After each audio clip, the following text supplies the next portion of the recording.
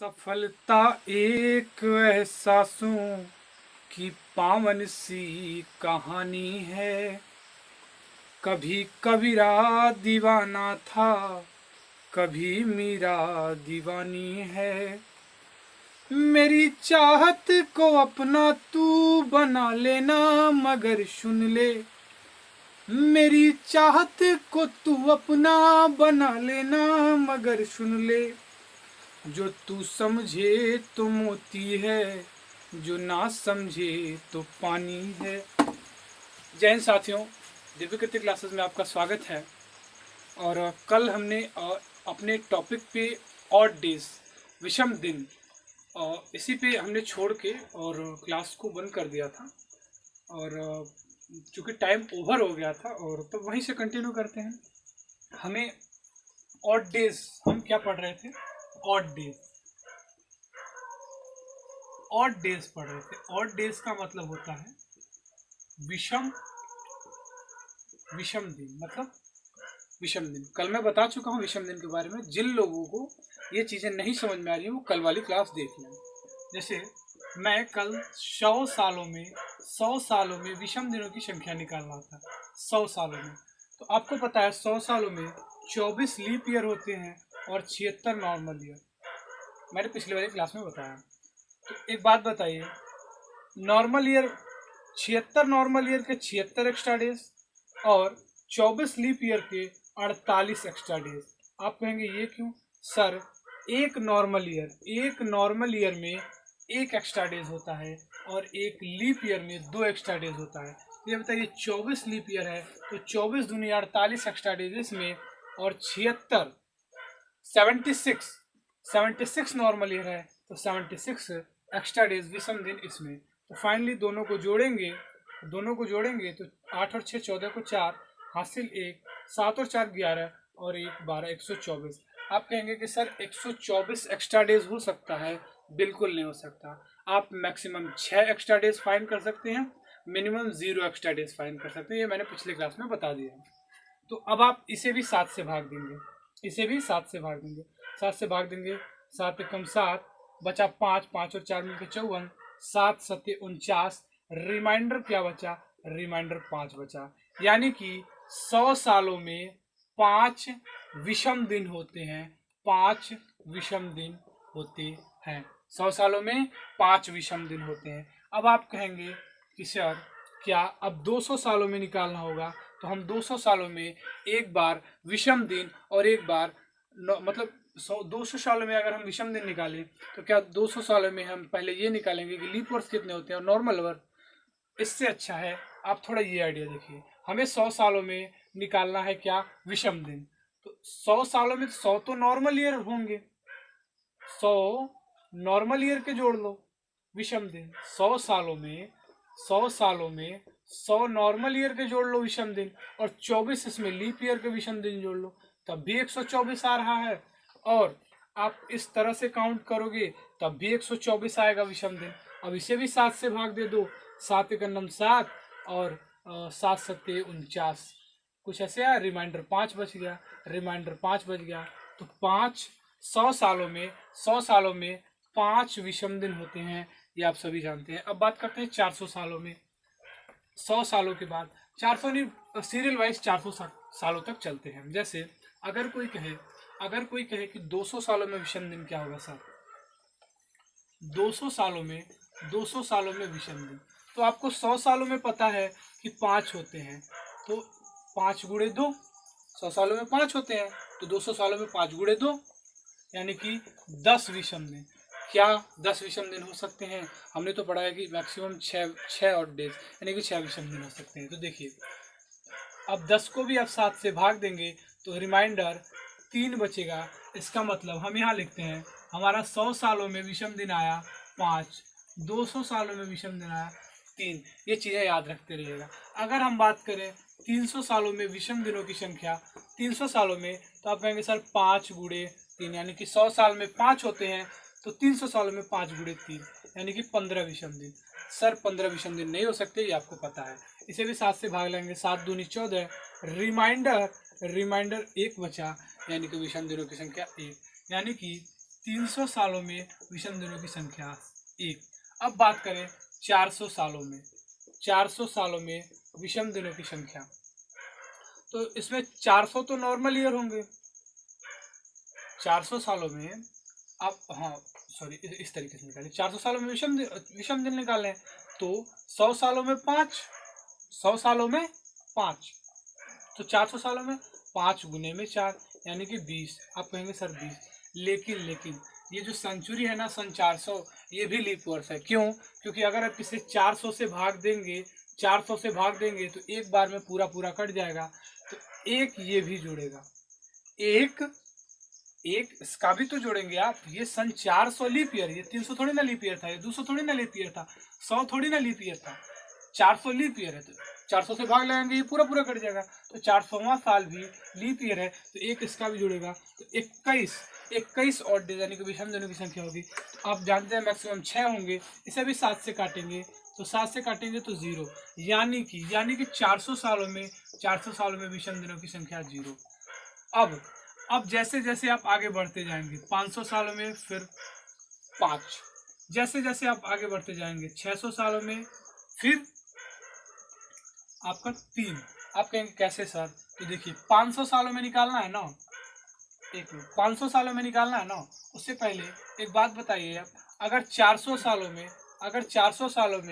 0 है तो 800 सालों में भी 0 होगा, 1200 सालों में भी 0 और डिजन के विषम दिन होंगे। क्यों? क्योंकि 400 के जितने भी मल्टीपल होंगे उन सब में विषम दिनों की संख्या 0 होगी।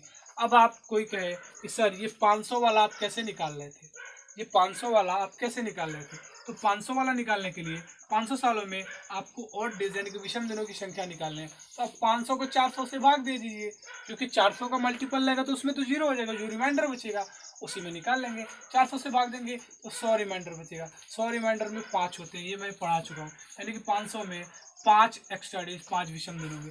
इसी तरह से 600 सालों में 400 से भाग देंगे 200 बचेंगे, यानी कि एक्स्ट्रा डेज की संख्या 200 में ये आप पढ़ चुके हैं 3 है।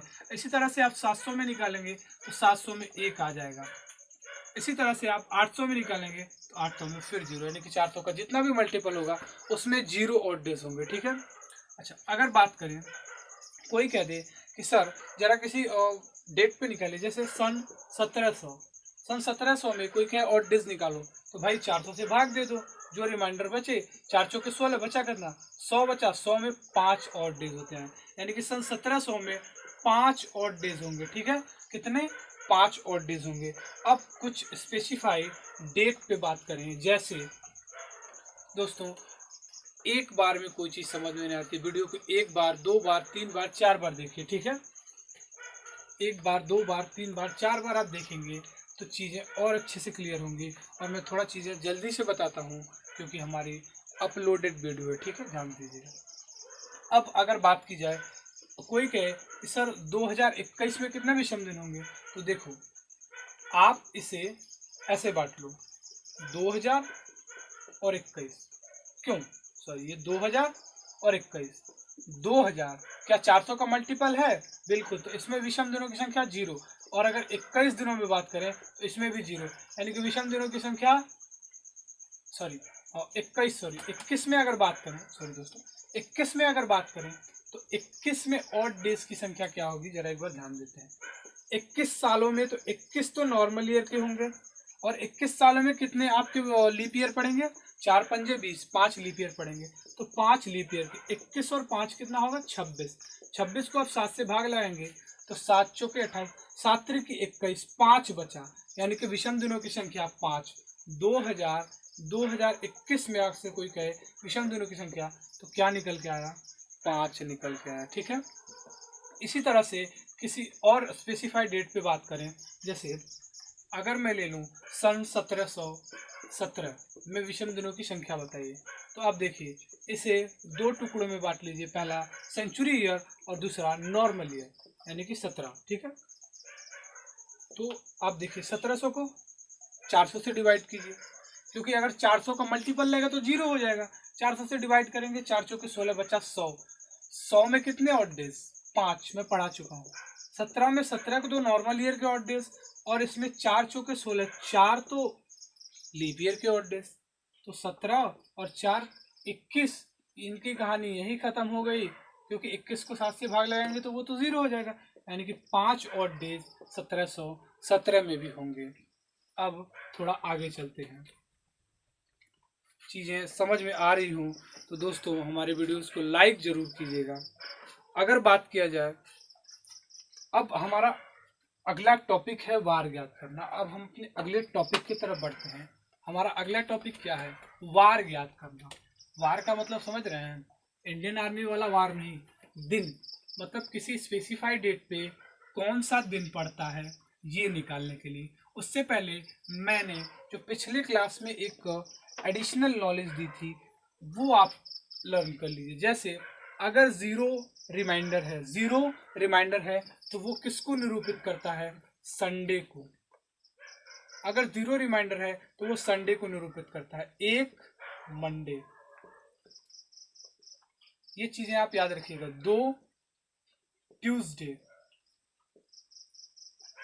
ठीक है, और 3 वेडनेसडे,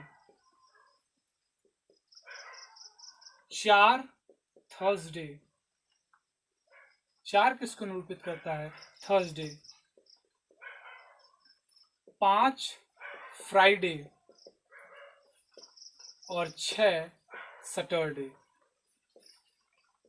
अब आप कहेंगे सातों, अरे सर 7 से भाग तो चला जाएगा, 0 हो जाएगा। अच्छा देखते हैं, आप यहाँ देख रहे हैं कि मैक्सिमम ऑड डेज 6 हो सकते हैं और मिनिमम ऑड डेज आपके 0 हो सकते हैं। मिनिमम ऑड डेज 0 और मैक्सिमम ऑड डेज 6। चलते हैं, अब हम किसी स्पेसिफाइड डेट पे वार निकालते हैं। अगर आपसे कोई कह दे कि 15 अगस्त 1947, जो कि बहुत ही स्पेसिफाइड डेट है, इसे आप सभी जानते हैं। इसी दिन हमारे देश को स्वतंत्रता मिली थी। अब देखते हैं 15 अगस्त 1947, इसको निकालने से पहले एक चीज आप जान लीजिए। अगर 15 अगस्त 1947 चल रहा है तो इसका मतलब ये 47वां वर्ष अभी चल रहा है, ये पूरा नहीं हुआ है। तो हम इससे 1 साल पहले का डेट लेंगे, जैसे 1946 लेंगे, क्योंकि ये कंप्लीटेड ईयर, ये पूरा हो चुका है। 1946 को मैंने बताया था पहले, सेंचुरी को अलग और नॉर्मल ईयर को अलग कर लेते हैं। 1900 में कितने ऑड डेज? 4 चौके 16, रिमाइंडर बचा 300।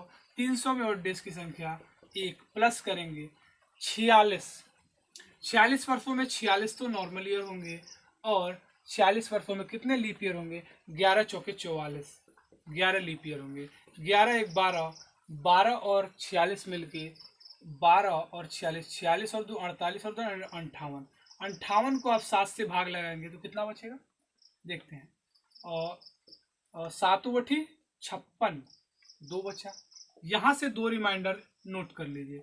अब हम आते हैं अपने उस वाले ईयर पे जो कंप्लीट नहीं है, अनकंप्लीट है, यानी कि सन 1947। 1947 में हमें अगस्त तक जाना है। अगस्त तक जाने के लिए मैंने आपको मंथ में ऑड डेज बताया था कि जनवरी में 3 होते हैं, फरवरी में अगर ये वर्ष लीप वर्ष है तो 1 होगा, नॉर्मल ईयर है तो 0 होगा।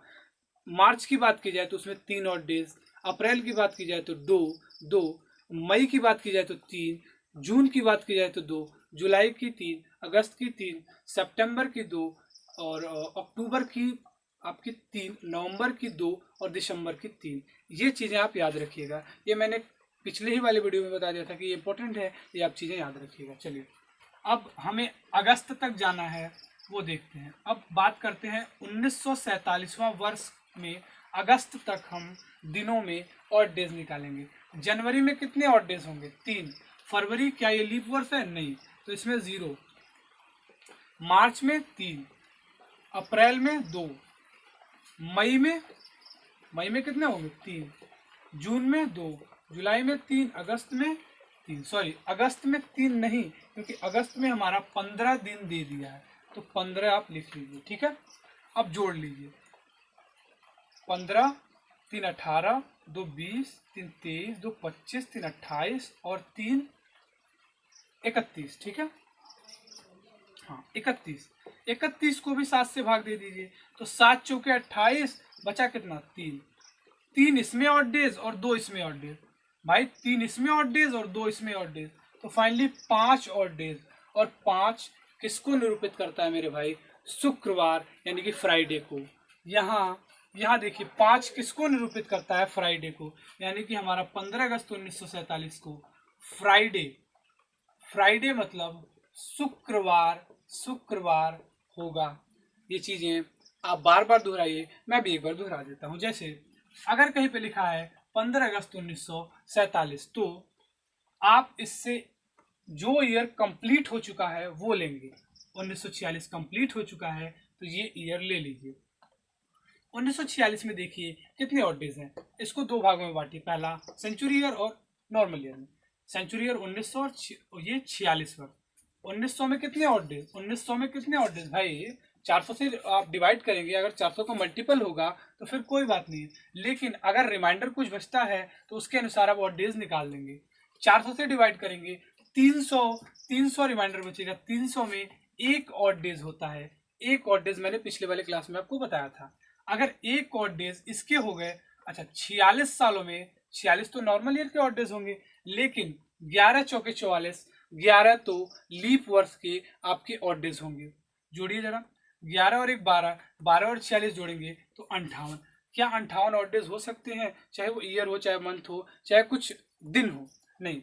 58 को आप 7 से डिवाइड करेंगे तो आपका 7/56 बचेगा 2, यानी कि 2 ऑड डेज तो हमारे कंप्लीटेड ईयर में निकल गए। अब वर्ष 1947 में हमें अगस्त तक जाना है। अगस्त तक जाने के लिए मैंने पिछली क्लास में आपको बताया था कि मंथ में ऑड डेज आपको याद रहने चाहिए। जैसे जनवरी में 3, फरवरी में अगर लीप ईयर है तो 1, नॉर्मल ईयर है तो 0। ठीक है, तो यहाँ पे नॉर्मल ईयर 1947 4 से आप भाग लेंगे नहीं जाएगा, नॉर्मल ईयर है 0। मार्च का 3, अप्रैल का 2, मई का 3, जून का 2, जुलाई का 3 और अगस्त में तो 15 दिन दे ही दिया है। इसको जोड़ेंगे आप तो 31 आएगा। 31 को 7 से भाग लेंगे, 7 चौके 28, रिमाइंडर 3 बचा। 3 ऑड डेज आपके वर्ष 1947 से और 2 ऑड डेज आपका वो जो कंप्लीटेड ईयर है यानी कि वर्ष 1946 तक का जोड़ेंगे तो 3 और 5, 5 ऑड डेज किसको दर्शाता है मेरे दोस्त? 5 ऑड डेज दर्शाता है फ्राइडे यानी कि शुक्रवार को। तो चीजें आप दोहराते रहिए। अब बढ़ते हैं हम किसी अगले डेट पे।